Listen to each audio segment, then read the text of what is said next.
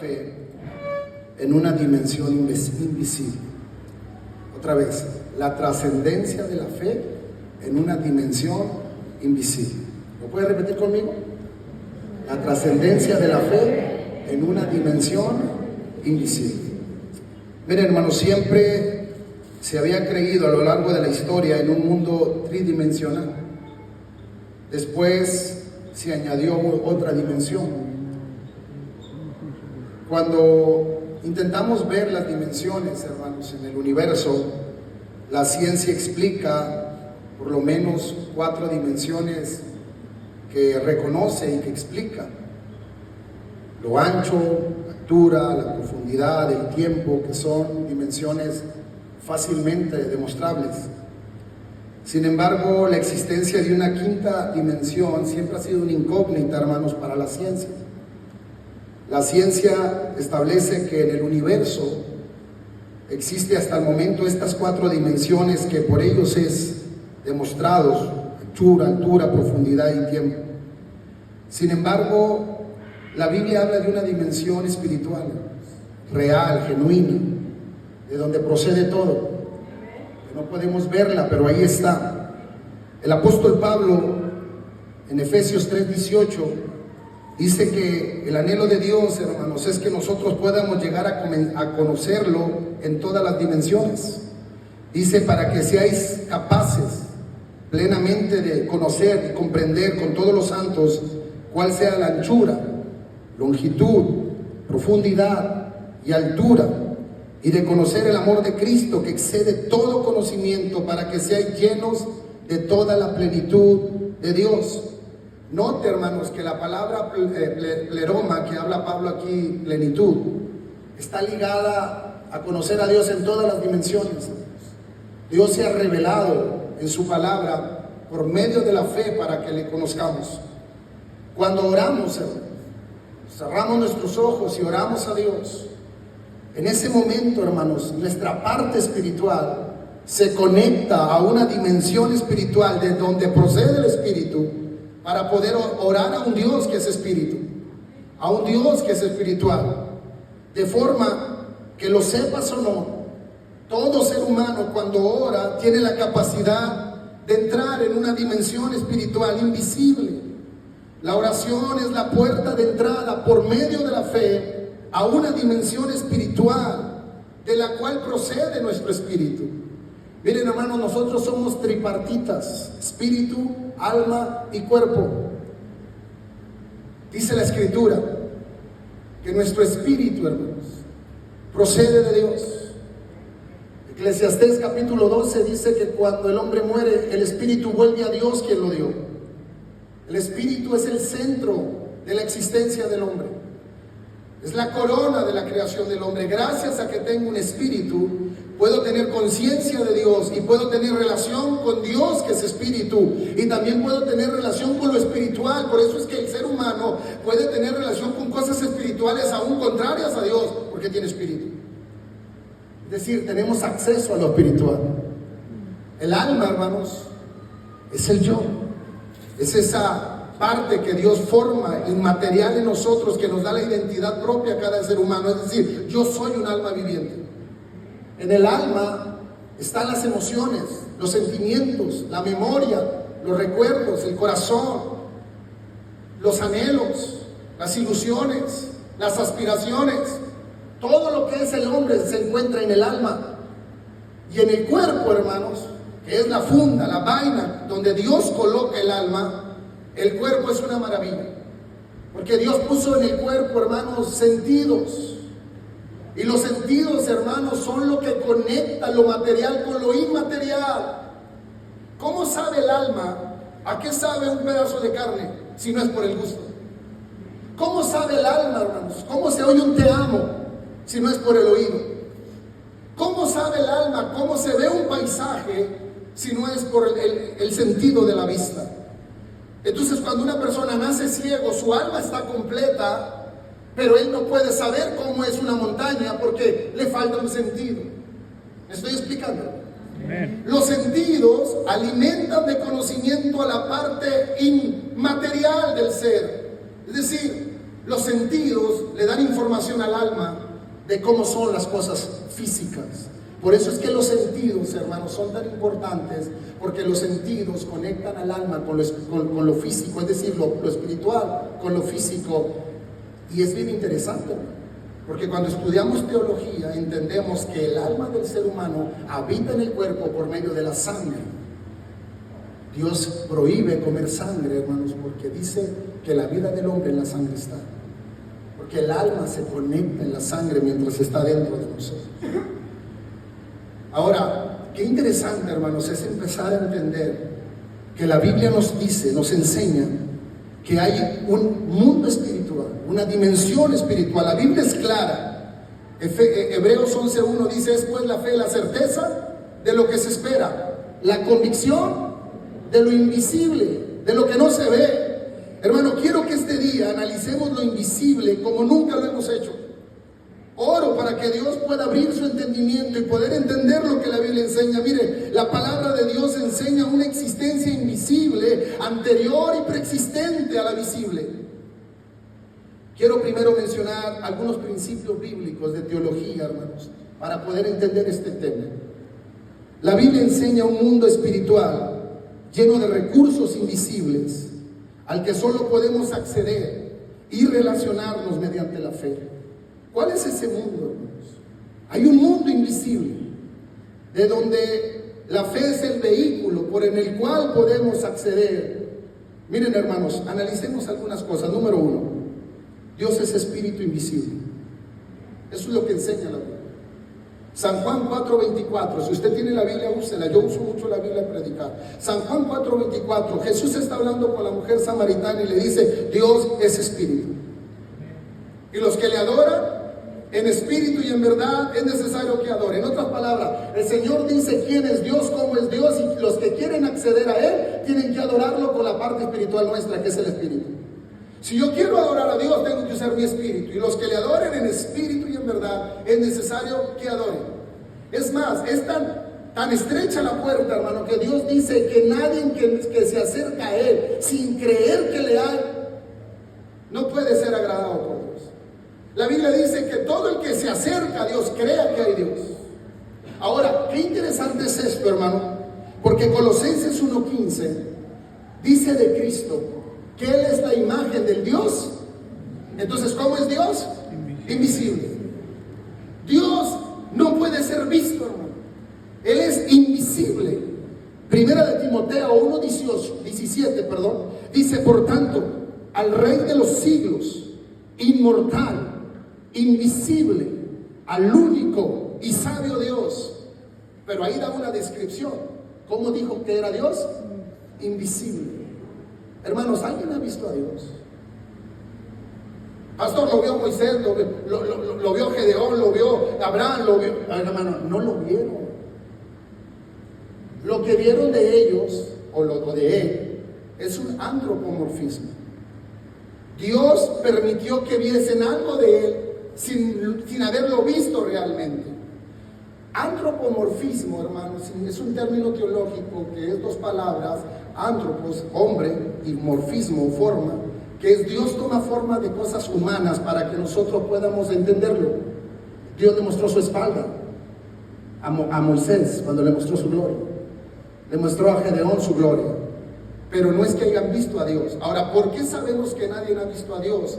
Porque San Juan 1:18 dice textualmente: nadie ha visto jamás a Dios. ¿O no dice el texto así? A Dios nadie lo vio jamás, mas el unigénito del Padre, que está en el seno del Padre, Él lo ha dado a conocer. Ahora, ¿por qué nadie lo ha visto, hermano? Porque primera de Timoteo capítulo 6 dice que Dios habita en una luz inaccesible. Dice: al Dios al cual ningún hombre ha visto, así dice textualmente, ni puede ver. Pastor, ¿y por qué? Hermano, porque Dios, aunque es un ser espiritual invisible, es tanta su luz y su gloria que aún los ángeles, los querubines, los serafines y los arcángeles tienen que cubrir su rostro, hermano, porque ni siquiera ellos pueden verle. ¿Ha leído usted las escrituras donde dice que con 2 alas cubren su rostro? con 2 alas vuelan, con 2 alas, hermanos, cubren sus pies. ¿Por qué, hermano? Porque no pueden ver a Dios. Ahora, ¿cuál es el principio? Dios es invisible. Dios habita en una dimensión distinta.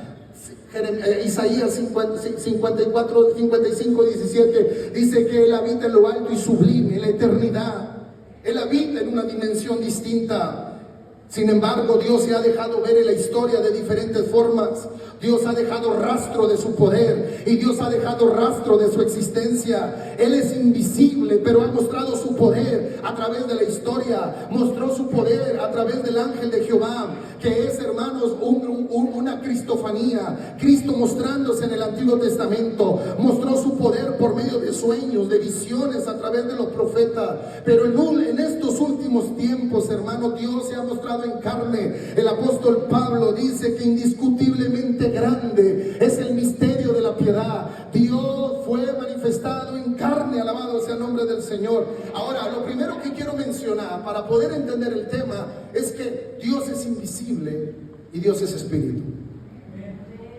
Número 2, hay una creación visible y una creación invisible. Vayamos a las escrituras, Colosenses 1:16. Use la Biblia, ¿no? Nos están transmitiendo, mire, bueno, gloria a Dios, más rápido.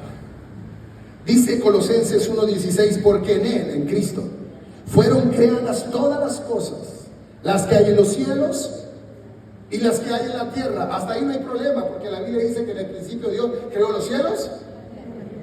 Pero luego Pablo va más profundo y más atrás. Y dice Pablo, que además Cristo creó, no solo las cosas que hay en el cielo y en la tierra, dice, visibles e invisibles, sean tronos, sean dominios, sean principados, sean potestades, todo fue creado por medio de Él y para Él.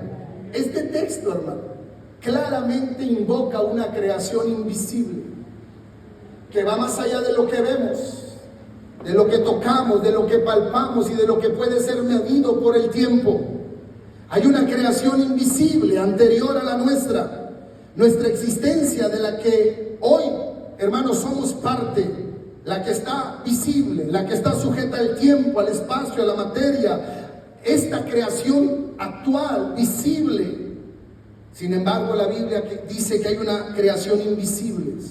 La Biblia habla de ángeles, arcángeles, serafines, querubines, seres vivientes, y dice que su número son millones de millones. Además, la Biblia habla de tronos celestiales, habla de ciudades celestiales, de templos, de santuarios, de un mundo invisible. Habla de carros de fuego, de armas de fuego, de instrumentos musicales. Todo esto anterior a nuestra creación actual. De manera que cuando Dios quiso enseñarle, por ejemplo, a Moisés la creación del tabernáculo, Dios le enseñó un santuario celestial. El profeta Ezequiel, cuando la gloria de Dios abandona el templo, se le muestra un templo celestial. Es decir, hermano, no solamente tenemos esta existencia visible, hay una existencia invisible que Cristo creó. Hay una existencia, hermano, donde hay recursos que nosotros no los vemos, pero ahí está.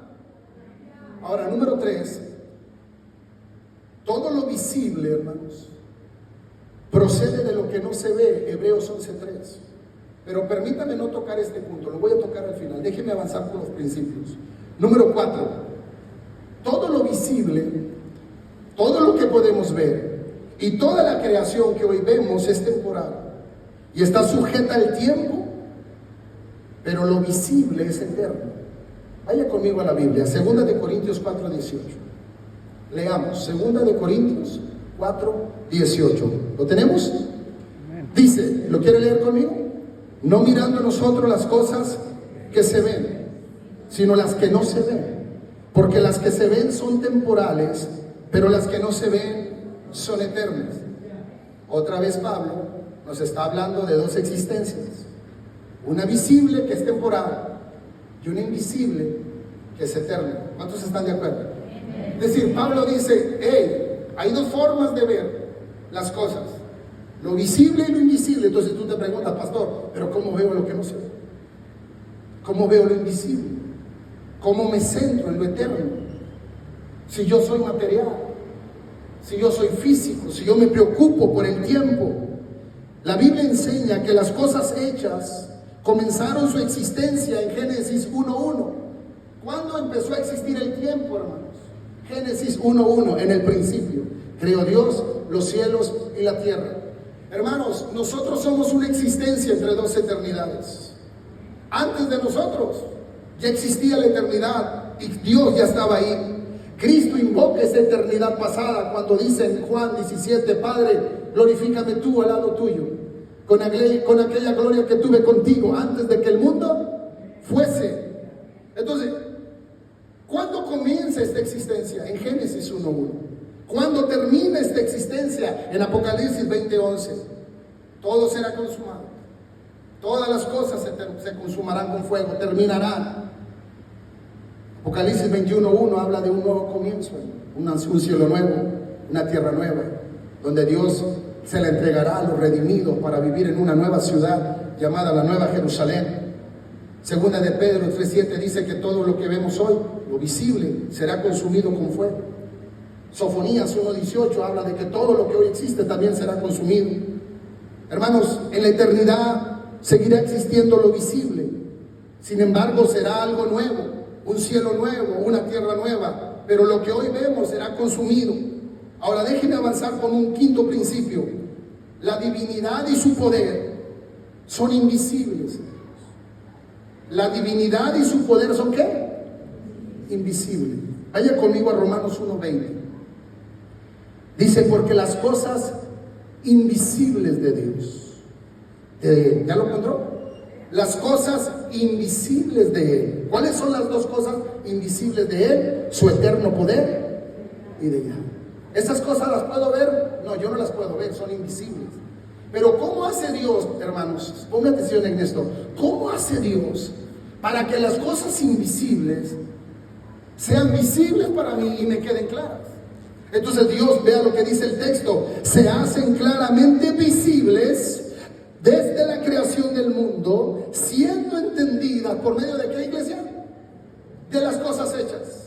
De manera, hermano, que la existencia visible son un testimonio de un Dios que tiene recursos invisibles, de un Dios que puede llamar las cosas que no son como si fuesen, de un Dios que no está limitado por el tiempo, el espacio ni la materia. La creación es visible, pero la divinidad es invisible. Su eterno poder y deidad, hermano, las vemos por medio de la creación. Con razón el rey David escribe en el Salmo 19:1, los cielos cuentan la gloria de Dios y el firmamento anuncia la obra de sus manos. Aleluya. El Salmo 8, verso 3 dice, cuando veo los cielos, obra de tus dedos, la luna y las estrellas que tú formaste, me pregunto qué es el hombre para que tengas de él memoria. Hebreos 1:10 dice, tú, oh Señor, en el principio fundaste la tierra y los cielos son obra de tus manos. Hermanos, qué razón tenía también el profeta Sofonías en Sofonías 3:17 cuando dice, Jehová está en medio de ti, poderoso. Él salvará y se gozará sobre ti con alegría, callará de amor, se regocijará sobre ti con cánticos. Iglesia, nuestro Dios es poderoso. Amén. Muestra su poder por medio de las cosas hechas. Se regocija en medio de nosotros por medio de lo que creó, por medio de lo que formó. Ahora quiero ir a otro principio, hermano, porque recuerden que le tengo pendiente el tercero, que es donde está la columna vertebral del mensaje. En este principio que quiero hablar, hermanos, por la fe podemos confiar en lo invisible. Ahora, ¿cuántos ya entendieron que hay un mundo invisible? Que fue creado por Jesús, del cual procede y hay recursos, pero no lo podemos ver. Ahora, pastor, ok, me quedó claro que hay un mundo invisible, pero ¿cómo puedo acceder a lo invisible? ¿Cómo puedo acceder a eso? Bueno, leamos la Biblia, Hebreos 11:27. Vean lo que dice la Biblia en Hebreos 11:27. Porque por la fe podemos confiar en lo invisible. Dice, por la fe Moisés dejó a quién, hermanos, a Egipto, no temiendo la ira del rey, porque se sostuvo como viendo al invisible. Dice, Moisés se sostuvo viendo al invisible. Yo pregunto, ¿y cómo es posible ver y sostenerme en lo invisible, en lo intangible? Moisés, Cuando estaba allá en el monte, Dios se le aparece en medio de una zarza. Sabemos ahora en el Nuevo Testamento que aunque Moisés cree ver a Dios, hermanos, esa revelación de Dios limitada en una zarza, sabemos que no miró a Dios porque Dios habita en una luz inaccesible, pero Dios se reveló a Moisés a través del fuego en una zarza que estaba ardiendo y que no se estaba consumiendo, y Dios le habló detrás de esa zarza, hermano. Entonces Moisés entendió que aunque Dios no era una zarza ardiendo, la voz que salía de esa zarza era la voz de Dios, de manera que Moisés se quita el calzado de sus pies, se postra delante de Dios, y ahí Dios se le muestra a Moisés como el Dios Yahvé, como el Dios que es eterno, como el Dios que es, como el Jehová de los ejércitos. Así nosotros, hermanos, somos llamados a correr la carrera por medio de la fe. Hermanos, hay cosas que no entendemos, hay cosas que no podemos abrazar del todo, hay cosas que nuestro entendimiento no nos alcanza, pero lo que sí podemos abrazar y lo que sí podemos poner por ejercicio es que creemos en un Dios invisible, creemos en el Cristo que se nos reveló en la cruz del Calvario, y por medio de la fe yo puedo abrazar y sostenerme de Dios. Mire, Hebreos 12:2 dice: puesto los ojos en Jesús, el autor y consumador de la fe, el cual por el gozo puesto delante de él sufrió la cruz, menosprezando lo oprobio, y se sentó a la diestra del trono de Dios. Este texto es tremendo, hermano, porque cuando dice el autor y consumador de la fe, la palabra consumador significa el que completa la fe, el que pone la parte de fe que a ti te falta, hermanos. Él no solamente es el autor de la fe, Él es el que la consume, Él es el que la completa. ¿Se acuerdan, hermanos, cuando aquel hombre trae a su hijo endemoniado y Jesús le dice: ¿desde cuándo está así? Y él dice: Señor, desde niño. Viene el demonio, lo sacude, lo echa al fuego, lo echa al agua, pero si puedes hacer algo, ten misericordia y ayúdame. ¿Se acuerdan? Y Jesús le responde: si puedes creer, porque al que cree todo le es posible. Y este hombre que estaba pasando por medio de una crisis de fe le dice: creo, pero ayúdame en mi incredulidad. O sea, ¿crees o no crees? Creo, pero ayúdame en mi incredulidad. Eso es humano y eso está bien, hermano. Es decir, ¿cuántos de nosotros no hemos pasado por una crisis de fe? En un hospital, ante el problema, ante la deuda, ante la necesidad. Soy creyente, pero en este momento estoy desesperado. Soy creyente, pero en este momento tengo una crisis de fe. Bueno, ese hombre tenía una crisis de fe, pero dijo algo que lo cambió todo. Dijo: creo, pero ayúdame en mi incredulidad. Pero esa parte de creo, dicen los comentaristas bíblicos, es como si él hubiera dicho: sí creo, pero mi fe es chiquita. Sí creo, pero mi fe es como el grano de una mostaza. Sí creo, pero es más grande la duda, es más grande la crisis, es más grande el problema. Bueno, pero sí creía, aunque sea poco, pero creía. Y cuando tu fe, hermanos, está puesta en la persona correcta, Dios no está esperando de ti que tengas mucha fe. Dijo Jesús: si tuvieses fe como el grano de la semilla de una mostaza, tú le dirías a este sicómoro: desarráigate y plántate en el mar, y os digo que os obedecería. Alabado sea el nombre del Señor. Cristo es el autor y consumador de la fe. Lo importante no es el tamaño de la fe, sino el objeto de la fe. Cuando tú pones la fe en la persona correcta, cuando tú pones la fe en Cristo, cuando tú pones tu confianza en el Señor, Él pone lo que hace falta, porque Él es el que la consume. En griego es una palabra que significa el que completa la fe. Ahora, esto es interesante, hermanos, porque todo lo visible, quiero retomar el punto 3 que les dejé pendiente. Todo lo visible procede de lo que no se ve. Vayamos al texto, Hebreos 11:3. El texto es muy claro. Por la fe entendemos haber sido constituido el universo por la palabra de Dios. Hasta ahí está claro. Lo profundo del texto viene así, en lo que sigue. Dice el autor de la carta: de manera que lo que se ve fue hecho de lo que no se veía. Miren, hermanos, en estos últimos meses he orado a Dios y le he pedido a Dios que me ayude. Como pastor de mi iglesia, yo le he dicho: Dios, ayúdame, dame recursos, ábreme puertas, provéeme el dinero para hacer aquellas cosas que están en mi corazón para hacer en la iglesia, y aún aquellas cosas que necesito a título personal, con mi familia. Y a veces, hermanos, yo veía para todas partes. Veía de dónde podía obtener recursos. Y a veces uno no sabe, hermanos, de dónde podemos obtener los recursos. ¿No le ha pasado eso, hermano? Piensas en el banco, piensas en préstamos, piensas en familiares, dices, al menos que me saque la rifa, al menos que me saque la lotería, al menos que nazca otra vez en una familia, al menos que alguien me dé una herencia que por ahí yo no sepa. Entonces la pregunta al final es ¿de dónde? Esa es la pregunta que David termina haciendo en medio de una crisis, la crisis más grande de David. Cuando lo buscaba todo el mundo para matarlo y se encierra en una cueva, David llega a una conclusión: ¿de dónde vendrá mi socorro? Es decir, cuando los recursos ya no están ahí, la necesidad sí. Cuando la sanidad no está ahí, pero tu familiar está muriendo en un hospital. Cuando estás endeudado, cometiste errores, te equivocaste, estás consciente, quieres pagar lo que debes, pero en ese momento no lo tienes. Necesitas un milagro, no te quieres corromper, no quieres robar, no quieres hacer lo incorrecto y quieres hacer lo bueno. A veces, hermanos, la pregunta final es ¿de dónde? Todos los seres humanos ante la crisis, ante la provisión, buscamos sacar los recursos de lo visible. Y no está mal. De lo visible sacamos nuestro trabajo.